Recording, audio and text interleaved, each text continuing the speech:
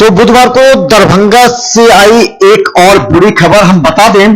दरभंगा में 3 दिन पूर्व एक पॉजिटिव मरीज की सूचना के बाद उसके परिवार के 8 लोगों को पुलिस लाई थी, जिसमें एक रिक्शा वाला भी था।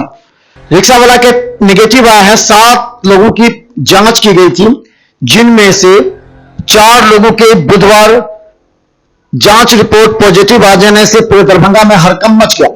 गौरतलब है कि सभी शोभन के रहने वाले हैं, जिनमें 53 वर्ष, 33 वर्ष, 44 वर्ष और 55 वर्ष के हैं, जिसमें 2 महिला और 2 पुरुष हैं।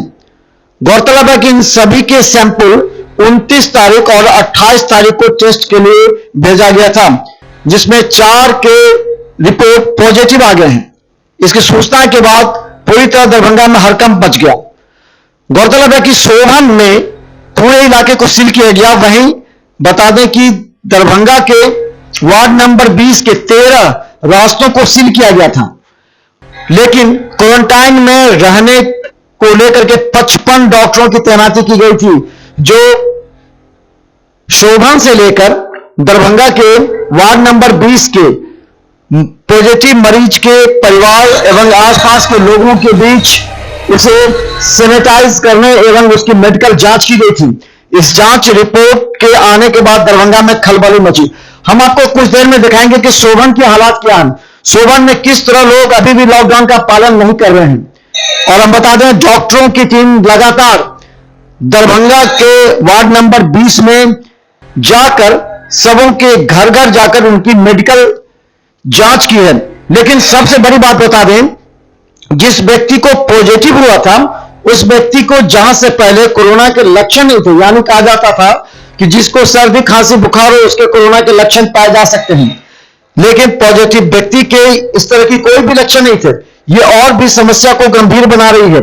और इसके साथ बता दें, आज जो 4 पॉजिटिव आए हैं उसमें भी कहा जाता है, डॉक्टरों की माने तो उनमें भी कोई तरह का खांसी सर्दी बुखार नहीं था। यह सबसे अहम सवाल है कि अगर जिसे कहा जाता है कि सर्दी खांसी बुखार उसकी जांच की जाती है, लेकिन यहां इन लोगों को नहीं होने के बावजूद भी पॉजिटिव पाए जाने के बाद पूरे मोहल्ले में हड़कंप मच गया। शोभन के लोग लॉकडाउन नहीं मान रहे हैं और वहां से सीधा बाजार समिति जा रहे हैं सामान लाने के लिए, जबकि शोभन के 4 मरीज हैं। और हम बता दें, जिन शोभन के 4 मरीजों को पॉजिटिव पाया गया है उन सभी मरीज 3 दिनों तक अपने गांव में शोभन में रहे थे। और यह सबसे अहम बात है कि अब उनके संपर्क में आने वाले लोगों को भी प्रशासन डीएमसीएच लाएगी उनकी जांच के लिए, क्योंकि एक महत्वपूर्ण सवाल यह है कि ऐसे लोगों की जांच के बाद ही पुष्टि हो सकती है। हालांकि 3 लोगों के और भी जांच आने बाकी है, यानी कहें 7 लोगों के जांच के लिए भेजा गया था। इसमें 4 के रिपोर्ट आए हैं जो पॉजिटिव हैं और 3 के रिपोर्ट आना बाकी है, जो सोमवार सुबह तक आ सकती है। दरभंगा डीएमसीएच में से लेकर गामा गामी रहा और कोई भी ये बात बताने के लिए तैयार नहीं था कि आखिर स्थिति क्या है। लेकिन जब आईसीएमआर, हम बता दें ये सूचना आईसीएमआर से आई है, जबकि आईसीएमआर के जो रिसर्च साइंटिस्ट हैं मेडिकल के, डॉक्टर स्मृति कुमारी, उनके हस्ताक्षर किया हुआ लेटर आया है जो आईसीएमआर डीएमसीएच दरभंगा से हैं। तो दूसरी तरफ रिसर्च साइंटिस्ट जो है नॉन मेडिकल की तरफ से doctor Sanjay Kumar ICMR DMCH क्या है, उनका रिपोर्ट, उन दोनों के संयुक्त हस्ताक्षर से यह रिपोर्ट आया है।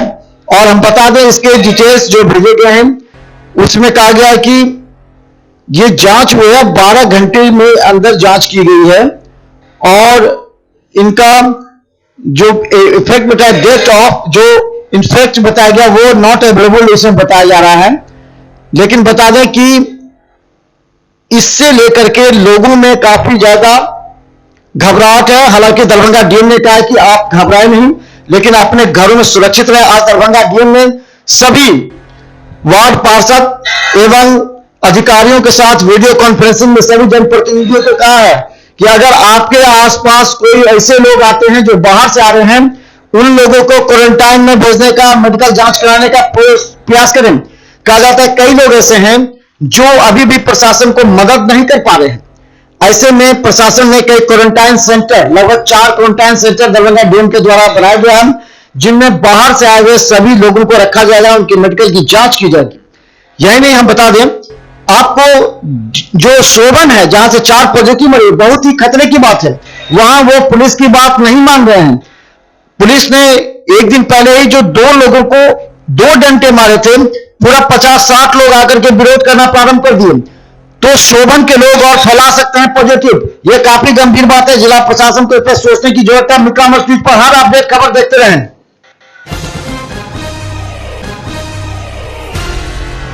अब जाने से पहले आपको बता दें कि मिथिला न्यूज का हर अपडेट खबर यूट्यूब पर रहता है। हम चाहते हैं कि मिथिलांचल की जनता को हर अपडेट खबर सबसे पहले दिखाई जाए, इसलिए आप हमारे यूट्यूब चैनल को सब्सक्राइब करना ना भूलें।